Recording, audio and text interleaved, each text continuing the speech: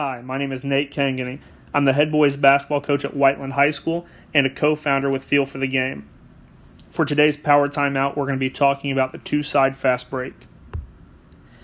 Some reasons we run the two-side fast break. Number one, it's easy to teach and it's easy to learn. Instead of teaching a detailed secondary break with multiple actions, the two-side fast break teaches players how to take advantage of the defense in transition and then how to attack out of that advantage situation. Another benefit, the ball changes sides of the floor early in the possession. Coaches talk a lot about getting ball reversals or getting the ball to the second or the third side, and the two-side fast break emphasizes getting the ball to the weak side as quickly as possible. And then another benefit is the two-side fast break flows extremely well into any motion or spacing offenses that you might run.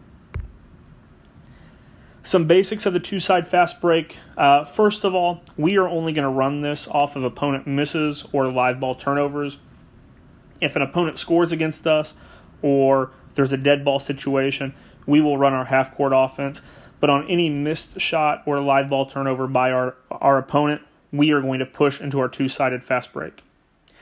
In order to begin the two-side fast break, your one is extremely important. We want him to receive the outlet and set the strong side.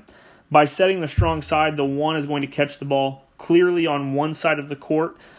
First of all, we don't want him catching it in the middle because that's where the defense is running back down the floor. And then the second part is it lets his teammates know how to fill spots in transition and which side is the strong side and which side is the weak side. Your 2, 3, and 4 are all interchangeable in this break. These three players should be filling the following positions on the floor. 1, the weak side corner. 2, the weak side 45. And the weak side 45, that position would be somewhere between the free throw line extended wing and the free throw lane extended slot. So somewhere between that wing and your slot, you're going to find the 45, and then also fill the strong side corner. The rebounder will trail the play. The rebounder really is heading towards the rim, but in certain situations you may use him as a drag ball screener, or you may tell him to get to the top of the key and keep the lane spread. That is something where you could choose what works best for your group, but the 5 in this situation is going to be our rebounder, and he's going to be trailing the play. So let's move to film and see some of this in action. So in this first clip, you're going to see where we get the rebound on a missed shot by our opponent, and we set the strong side by outletting it to our 1. As we do this, you're going to see our players running in transition. We're getting a guy to run to the weak side corner, we're getting a guy to run to the strong side corner, and we're getting a guy to trail. Now, this was our first game running the two-side break, and the guy that should be running to the weak side 45 is running down the middle of the floor, and that's out of position. Now, one of the nice things about the two-side break, because it's built on concepts and it's built on taking advantage of the defense, it doesn't have to necessarily look perfect. It's not a structured, patterned offense where we have to get guys in certain spots to set certain screens or make certain cuts. It is taking advantage of the defense and attacking them. So you will see that even though we don't have perfect positioning, the defense is running down the floor and doing what every defensive team is taught in transition. Stop the ball and stop the basket. So you will see how the defense loads up and they have one guy, one defender on the weak side of the floor. As we skip the ball, it forces a long closeout, and our player is able to take advantage of a bad closeout and get to the rim to score. So we'll go back and show that possession live. We set the strong side of the floor. We skip to the opposite corner. We attack and score. This next possession, our 1 is actually the one that gets the rebound. We do a much better job of filling spots on the weak side of the floor. We're going to fill the weak side corner and weak side 45 on this possession. This time we're going to get a guy running to the rim and the guy that should be filling the strong side corner is actually behind the ball. Again, even though a little out of position, we are still okay because we're able to take advantage of the defensive transition on the weak side.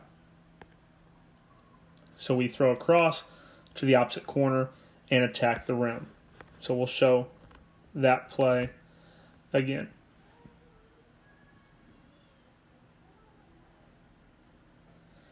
This next play, you see we get a rebound and we set the strong side. This player who has the ball doesn't need to make this next pass, but he does. We're going to basically set the strong side again.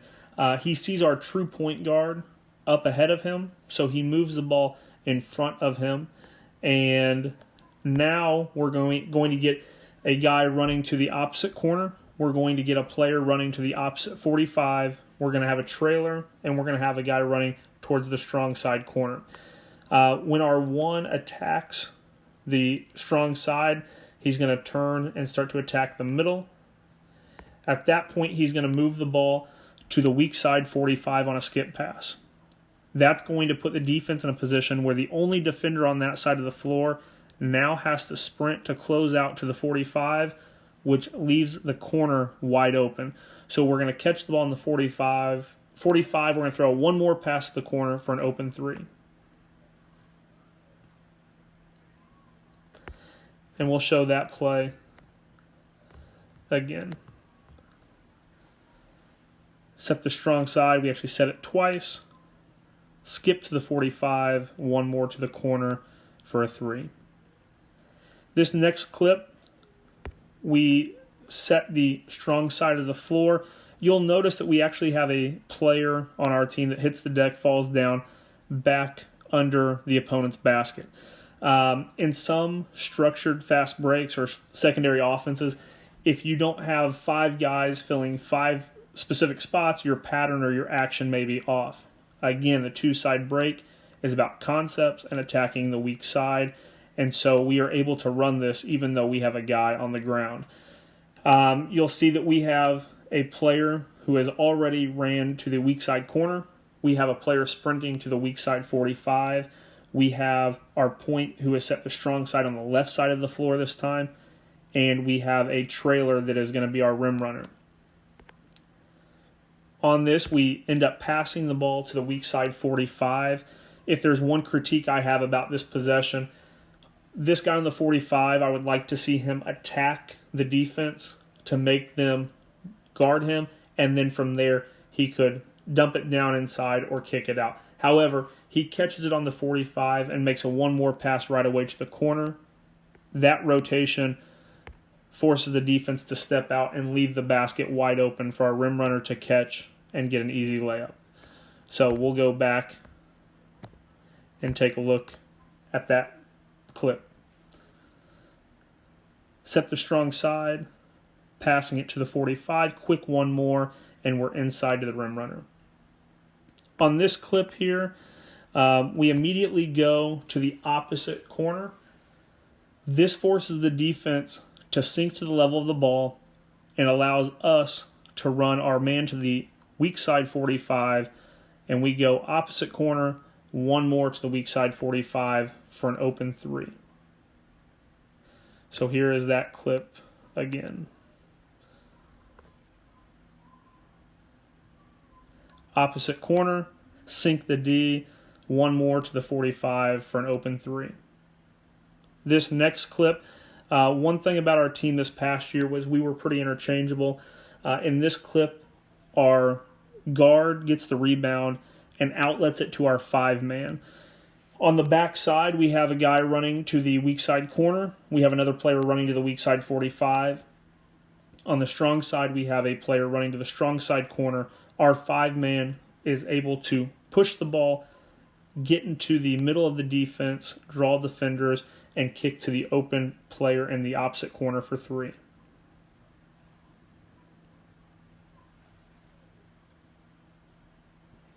This next clip, we set the strong side right here, right away.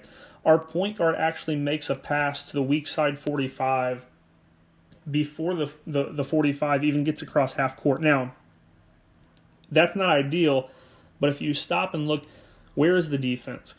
You have the defense is already pointing to the strong side. You only have one player right now that's on the weak side of the floor.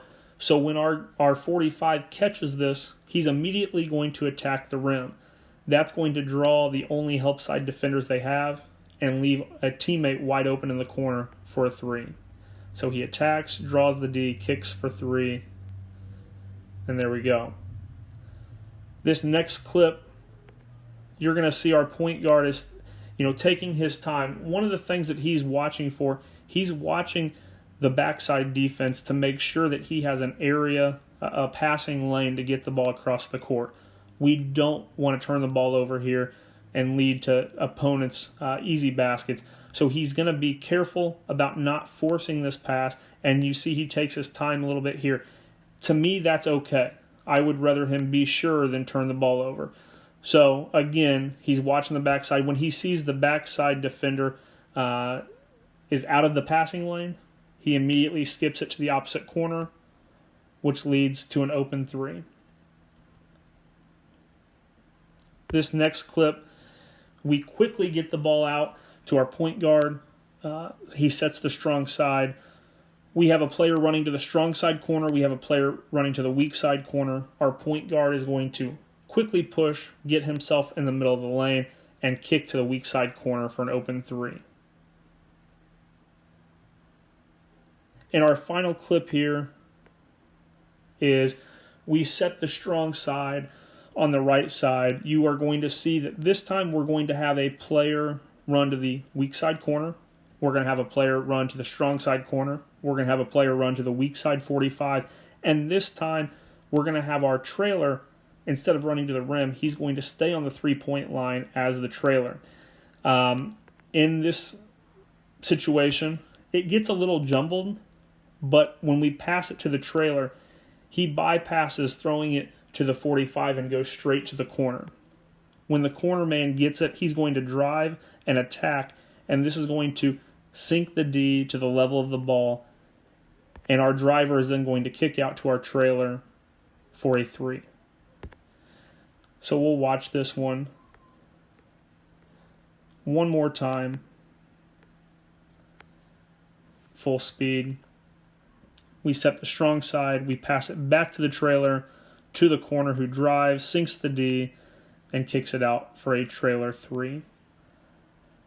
I hope you were able to get something from today's Power Timeout. If you have any questions or you would just like to talk some hoops, feel free to contact me. Thank you for tuning in to Feel for the Game, and good luck this season.